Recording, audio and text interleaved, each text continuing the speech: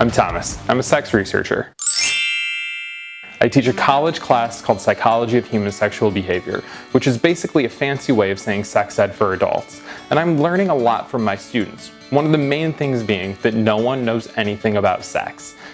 It's not good. It kind of got me to thinking, what was the sex ed like that I had? I grew up in the middle of Michigan, and it wasn't until after I was having sex that I actually started learning about sex. Shouldn't it be the other way around? I also don't think that you should have to go to college, pay a bunch of money, and take a course to learn about sex.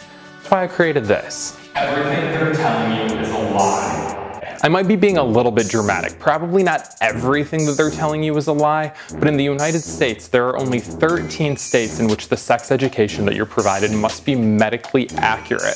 So if you don't live in these 13 states, anything they're telling you could be a lie, or at least not medically accurate.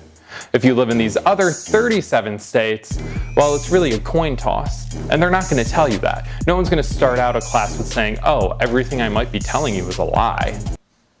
I mean, they could, but it's probably not going to happen. Only 18 states require information about contraceptives be given, 33 information about HIV, and only 12 require any discussion about sexual orientation. 9 require that this be inclusive, but 3 states require that only negative information be given about homosexuality. Alabama, South Carolina, Texas. What is going on?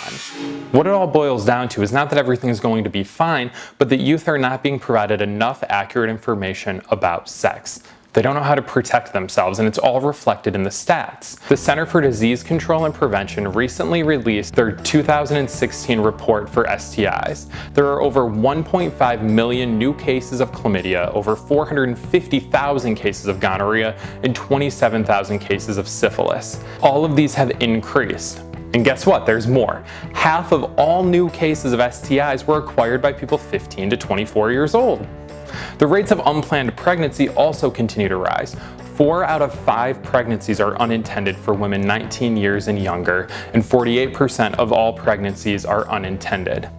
The largest contributors to both STI and unplanned pregnancy rates are lack of education and lower income.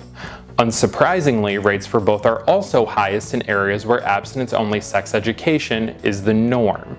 Sure, if you don't have sex at all, ever, you're never going to get an STI or get pregnant, but that's not reality. And research has shown that abstinence-only sex education doesn't stop people from having sex, it just sends them out into the world completely unprepared. Comprehensive sex education covers a variety of topics, including the availability of and how to use contraceptives, not just condoms. There are a ton of contraceptives out there aside from that. Techniques to avoid STIs, how to get consent from partners, of course abstinence, but as a choice. Abstinence only until marriage sex education focuses mostly on why having sex is bad until you're married, and often doesn't cover contraceptives at all. Because everyone who gets married wants to have kids, so they wouldn't need them, and reproduction is the only reason to have sex? I don't know. I don't get it either, it doesn't really make sense to me. Abstinence Plus falls somewhere in the middle of these two and heavily varies depending on where in the country you live. So why does it matter? Well, the facts matter. And what information is being provided matters.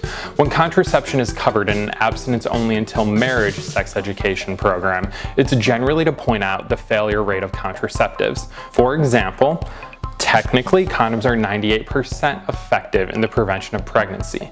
But when you blankly state that condoms aren't 100% effective and not instructed on how to use them correctly, people don't use them at all, and the failure rate increases because people don't know how to use them correctly if they do decide to use them. Some of the episodes coming up are going to cover anatomy, sexual agreements, cheating, STI HIV testing, childbirth, anal sex, vaginal sex, oral sex, orgasms, how to give them to yourself and other people, gender and sexuality, contraceptives of all kinds, not just condoms. Oh, and porn. Yeah, a lot of the research that I do is on porn, so we're going to talk about that a lot. Look below for a link to my website, Thomas Talks About. It contains information about the research that I'm doing. We'll keep you up to date on any videos that are coming, and I also try to answer people's questions about sex. The next episode is already up, so check it out. Till next time. Thanks for watching. I've got a lot of content in production and I don't want you to miss out, so go ahead and click that subscribe button.